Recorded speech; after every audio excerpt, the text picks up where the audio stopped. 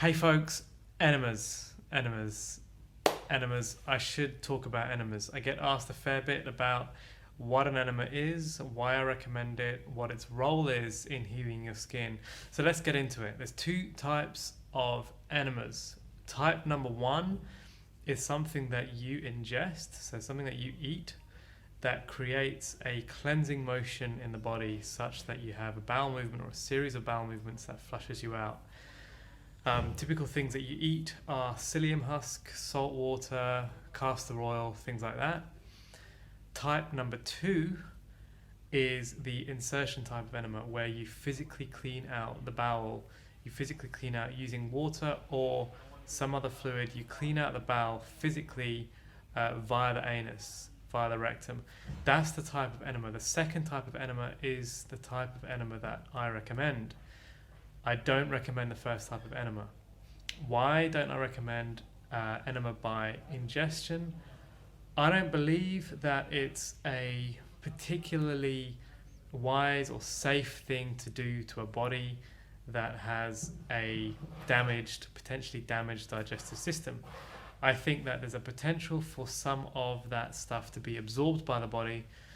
And also, how do you know that the body has fully flushed out the stuff that you've taken in? So why toxify the body in order to create a detoxifying effect, whereas you can just use water and cleanse out the lower half of the gut. You can cleanse out the bowel, the colon, using water, using body temperature water to effect a cleansing. So for the physical act of cleansing out the colon, the lower half of the gut, you can use warm water for this. I don't recommend using any other type of liquid. I've never used coffee or anything like that, which I know a lot of people recommend. I don't have any experience in that area, and I've also heard of a couple of accounts where people have not had great experiences. That's all I'll say. Just not had a great experience using coffee. So body temperature water, I believe, creates the right kind of cleansing effect that we're trying to achieve here. That it's sufficient, I think, for what we're trying to do. Maybe if you've got cancer, or you're trying to heal from something a bit more chronic, then maybe a more desperate situation calls for a more desperate measure. But for us, we're not really talking for most cases about a life and death situation. I think warm water enemas are the way to go. So I favour the enema by insertion method rather than ingesting something. I'm not saying that it's completely natural to put something up there and cleanse out that way. I'm not saying it's 100% natural, but it's just less invasive. It saves a potentially harmful substance actually having to pass through you to create the desired effect. So how you go about it is you get a Home Enema Kit, and you can get this off Amazon or eBay or something like that. It's usually about $10 to $20, and the pouch, that's the main part, which holds 1 to 2 liters of fluid, and there's a tube from that pouch and a shut-off valve, and then finally a nozzle at the end. That's it. It's a very simple kit. I have seen some more complex looking apparatus, but I really believe simplicity is the way to go with this stuff. Enemas, I believe, are best performed after a bowel movement, because then it relies on the body's peristaltic motion, just a natural elimination aspect of the body, to do the majority of the cleansing, the majority of the ablution. You just want the enema to be like a final cleansing phase to get out the residue, the debris. You don't want to do enemas long term either. You want to do them daily when you're doing them, so that you bring in that consistency, and also cleansing out the colon consistently over time can actually free up some stuff that may not free up immediately, especially at the start when you're not too used to the enemas. Maybe you're not going too deep with them.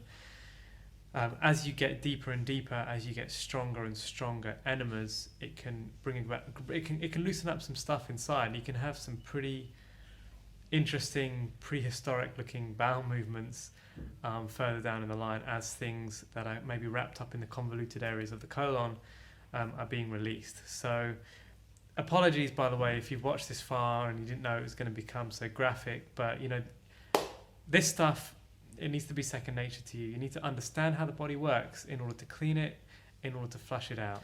The main benefits that you will experience from doing an enema is the fact that you will go to bed with a clear, colon, a clear bowel. And the benefit of this is nothing is going to become reabsorbed in the night. So this can aid itching. This can aid reabsorption and having to re-detoxify from stuff. So it's no good detoxifying using all the other techniques that we talk about, the food, the exercise, lymph pumping, all of that stuff, but then it sits in the colon and it's reabsorbed because your bowel movements are not sufficient enough to fully flush out, just fully wash everything out on their own, just with that and with the hydration that you're doing. That's where you're going to get to.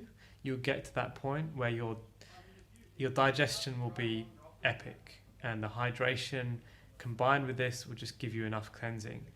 But the idea of the enema is just to take over the job of that right now whilst you're trying to remove as much vicarious elimination from your body as possible.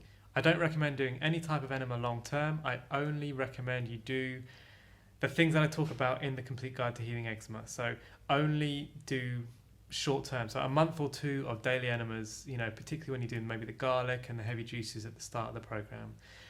I'll leave you with that for now. In the next video, we're going to go into exactly how you perform the enema using the Home Enema Kit. So come back for that one.